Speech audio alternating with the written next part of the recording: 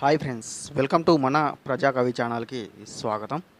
Friends, ఒక వ్యక్తి తన జీవితంలో అనేక సమస్యలతో సతమతం అవుతూ ఉంటాడు. ఏ విధంగా అంటే ఒక సమస్య పోతే మరొక సమస్య అన్నట్టుగా ఒకదాని వెనక ఒకటి సమస్యలు వస్తూ ఉంటాయి. ఆ విధంగా తన జీవితంలో ఎదురయ్యేటువంటి సమస్యలను తట్టుకోలేక ఎవరికి చెప్పుకోలేక ఒకరోజు ఒక ఏకాంతమైనటువంటి స్థలంలోకి వెళ్ళి కూర్చొని ఆలోచిస్తూ ఉంటాడు. అరే ఏంటిది, అన్ని సమస్యలన్నీ నన్నే చుట్టుముట్టాయి, ఒకటి పోతే మరొకటి అన్నట్టుగా ఏదో ఒక చైన్ రియాక్షన్ లాగా ఒక సమస్యకు మరొక సమస్యకు ముడిపెడుతూ ఒకదానికి వెనక ఒకటి సమస్యలన్నీ నన్ను చాలా ఇబ్బంది పెడుతున్నాయి, ఎందుకు ఈ యొక్క సమస్యలన్నీ నన్నే చుట్టుముట్టాయి, నన్నే ఇబ్బంది పెడుతున్నాయి అని చెప్పి ఆలోచిస్తూ ఉంటాడు. ఆ విధంగా ఆలోచిస్తూ ఉంటే అటుగా వెళ్తున్నటువంటి ఒక సాధువు అతన్ని చూసి దగ్గరికి వచ్చి, ఏంటి నాయన ఒక్కడివే దీనంగా ఆలోచిస్తూ కూర్చున్నావు అని చెప్పి అడగగానే, నీకేంటి స్వామి, నీవు సాధువు సన్యాసివి, నాకున్న సమస్యలు నీకు ఉండవు కదా, అయినా నీ పనే బాగుంది అని చెప్పి అనగానే, అబ్బా అంత పెద్ద సమస్య ఏమొచ్చింది నాయన అని చెప్పి అతన్ని అడగడం జరుగుతుంది. దానికి అతడు, ఏమని చెప్పను, ఎంతనూ చెప్పను స్వామి, అయినా నా సమస్యలను నీకు చెప్పుకుంటే నువ్వు ఆరుస్తావా తీరుస్తావా అని చెప్పి అతన్ని అపహేళన చేయడం జరుగుతుంది. ఆ మాట విన్నటువంటి ఆ సాధువు తన మనసులో నవ్వుకొని, నీవైతే చెప్పి చూడు, నా చేతనైతే నేను తీరుస్తాను అని చెప్పి చెప్పడం జరుగుతుంది. ఆ మాట విన్నటువంటి అతను, స్వామి నా చిన్నప్పటి నుండి నేను కష్టాలు పడుతూనే ఉన్నాను, ఎప్పటికీ నా కష్టాలు తీరుతాయో ఏమో, ఇప్పటికీ ఈ సమస్యలన్నీ నన్ను చుట్టుముట్టాయి, ఆ సమస్యలు కూడా ఏదో తాడుకు తాడు జత చేసినట్టుగా ఒకదాని వెనకాల ఒకటి వస్తూనే ఉన్నాయి, నాకు ఏం అర్థం కావటం లేదు, అయినా కష్టాలన్నీ నాకే ఎందుకు స్వామి, నా చుట్టుపక్కల ఉన్న వాళ్ళందరూ చాలా సంతోషంగా ఉన్నారు, నా ఒక్కడికి ఎందుకు ఈ కష్టాలు, నేనేం పాపం చేశానని నన్ను ఈ కష్టాలన్నీ చుట్టుముట్టాయి, అయినా ఈ ప్రపంచంలో సుఖంగా ఉన్న వాళ్ళే సుఖంగా ఉంటూనే ఉన్నారు, బాధపడే వాళ్ళు బాధలు పడుతూనే ఉన్నారు, కష్టాలు పడే వారికే కష్టాలు ఎందుకు స్వామి, కష్టాలన్నీ నాకే ఎందుకు వస్తున్నాయో నాకు అర్థం కావట్లేదు స్వామి, అసలు ఈ జీవితం ఏందో, ఈ కష్టాలు ఏందో, అవన్నీ నన్నే ఎందుకు చుట్టుముట్టాయో నాకేం అర్థం కావట్లేదు, దానికి ఏదైనా తెలుసుకునేటువంటి మార్గం ఉంటే తెలపండి అని చెప్పి ఆ స్వామీజీని అతను కోరడం జరుగుతుంది.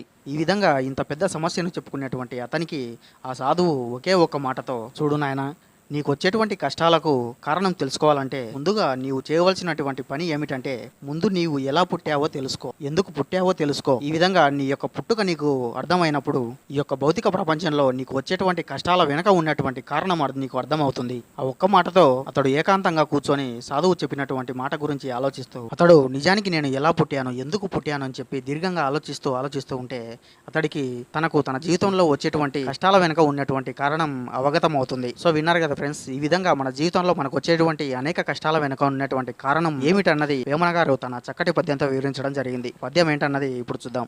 అండమండమున్ గన నన్నియు నటు పిండమండమెట్లో బొమ్మ ఎండమట్లే కర్మ బంధమునను గానరే ఈనరుల్ విశ్వదాభిరామ వినురవేమ.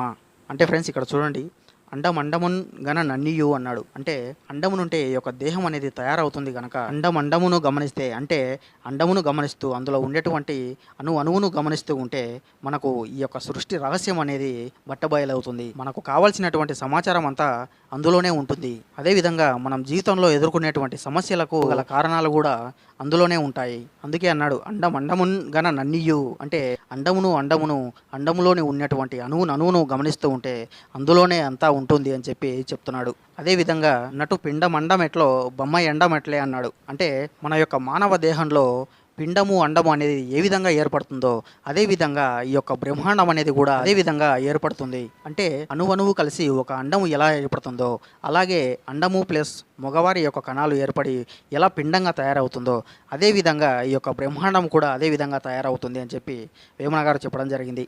మరియు అదేవిధంగా కర్మ బంధమునను గానరే ఈనరుల్ విశ్వదాభిరామ వినురవేమ అన్నాడు. అంటే మనిషి తన జీవితంలో వచ్చేటువంటి అనేక సమస్యలకు బాధపడుతూ చింతిస్తూ ఏంటి కర్మలు, ఏంటి జీవితం అని చెప్పి బాధపడుతూ ఉంటారే తప్ప మనిషి తన జీవితంలో వచ్చేటువంటి కష్టాలకు మరియు తను చేసుకున్నటువంటి కర్మలకు మధ్య ఉన్నటువంటి బంధాన్ని ఏమాత్రం గ్రహించడు, తెలుసుకోడు అని చెప్పి చెప్తున్నాడు. అందుకే అన్నాడు కర్మ బంధమును గానరే ఈనరుల్ విశ్వదాభిరామ వినురవేమ అన్నాడు. అంటే ఇక్కడ వేమన గారి తాత్పర్యం ఏమిటంటే, మనిషి తన జీవితంలో వచ్చేటువంటి కష్టాలకు మరియు అతడు చేసుకున్నటువంటి కర్మలకు మధ్య ఉన్నటువంటి బంధాన్ని గ్రహించలేక తెలుసుకోలేక సతమతం అవుతూ ఉంటాడు. ఒకవేళ తెలుసుకోవాలంటే మనం ఎలా పుట్టాము అనేటువంటి విషయాన్ని గ్రహించినట్టయితే మన యొక్క దేహం అనేది అండముతోనే తయారవుతుంది కదా, అటువంటి అండమును అణువును శోధిస్తూ గమనిస్తూ ఉంటే మన జీవితంలో మనం పడేటువంటి కష్టాల వెనుక ఉన్నటువంటి కారణం కూడా అందులోనే ఉంటుంది. ఎందుకంటే మనిషి దేహంలో ఉన్నటువంటి అండము పిండముగా మారి ఈ యొక్క దేహం ఎలా తయారవుతుందో అదేవిధంగా ఈ బ్రహ్మాండం కూడా తయారవుతుందని చెప్పి వేమన గారు తన చక్కటి పద్యంతో వివరించడం జరిగింది. అందుకే అన్నాడు నటు పిండ బండం ఎట్లో బ్రహ్మాండం అట్లే అని చెప్పి చెప్తున్నాడు. సో విన్నారు కదా ఫ్రెండ్స్, మన జీవితంలో మనకు ఎదురయ్యేటువంటి కష్టాలకు చింతించకుండా ఆ కష్టాల వెనుక ఉన్నటువంటి కారణాలను మరియు మనం చేసుకున్నటువంటి కర్మలకు మధ్య ఉన్నటువంటి బంధాన్ని తెలుసుకోండి అని చెప్పి వేమన గారు తన పద్యంతో చాలా చక్కగా వివరించడం జరిగింది. సో ఫ్రెండ్స్, మన సమాజంలో కూడా చూడండి, చాలామంది తమ జీవితంలో ఎన్నో కష్టాలను అనుభవిస్తూ ఎందుకు ఈ కష్టాలన్నీ నాకే వస్తున్నాయి, ఎందుకు కష్టాలన్నీ నన్నే చుట్టుముడుతున్నాయి, నేనేం పాపం చేశాను, నాకే ఎందుకు ఇలా జరుగుతుందని చెప్పి చాలామంది చింతిస్తూ ఉంటారు. ఈ విధంగా తమకు వచ్చేటువంటి కష్టాలను అనుభవిస్తూ వాటి గురించి ఆలోచిస్తూ చింతిస్తూ ఉంటారే తప్ప ఈ యొక్క కష్టాలకు నేను చేసుకున్నటువంటి కర్మలే కారణం కదా అని చెప్పి ఎప్పుడూ కూడా ఆలోచించారు. అరే, ఈ రోజు నాకు ఈ కష్టం వచ్చిందంటే దీని వెనక నేను ఏదైనా కర్మ చేసుంటానేమో, ఏదైనా చెడ్డ కర్మ చేసుంటానేమో, ఆ కర్మ వల్లే నాకు ఈరోజు ఈ కష్టం వచ్చిందని చెప్పి ఎక్కడా కూడా ఇప్పుడు పడేటువంటి కష్టానికి అప్పట్లో నువ్వు చేసినటువంటి కర్మకు ఉన్నటువంటి బంధాన్ని గురించి మాత్రం ఎక్కడ ఆలోచించరు. ఆ విధంగా ఆలోచించకుండా భూమిపై ఉన్నటువంటి కష్టాలన్నీ నాకే వస్తున్నాయి, నేను ఒక్కడనే కష్టపడుతున్నాను, నాకే ఎందుకు ఇలా జరుగుతుందని చెప్పి చింతిస్తూ ఉంటారు. అంతేగాని నేను చేసుకునేటువంటి కర్మ వల్లనే ఈరోజు ఇలా కష్టపడుతున్నా అని చెప్పి ఏ రోజు అనుకోరు. అందుకే మన పెద్దలు అంటూ ఉంటారు, చేసుకున్నోడికి చేసుకున్నంత మహాదేవ అని చెప్పి అంటూ ఉంటారు. సో ఇదే విషయాన్ని వేమన గారు తన పద్యంతో చాలా చక్కగా వివరించడం జరిగింది. సో ఇది ఫ్రెండ్స్, మరో వీడియోలో మరో పద్యంతో మళ్ళీ కలుద్దాం. అంతవరకు సెలవు. Keep watching. వేదాతీతుడు వేమనరా వేమన పలుకే వేదమురా.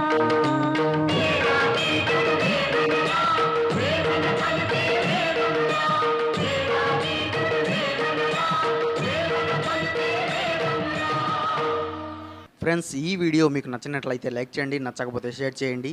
ఈ ఛానల్ మీకు ఎంతో కొంత యూజ్ అవుతుందంటే మాత్రం సబ్స్క్రైబ్ చేసుకోండి. ఓపికతో విన్నందుకు ధన్యవాదాలు. వేమన గారి ఆశీస్సులు ఎల్లప్పుడూ మీపై ఉండాలని కోరుకుంటూ ఇట్లు మీ ప్రజాకవి.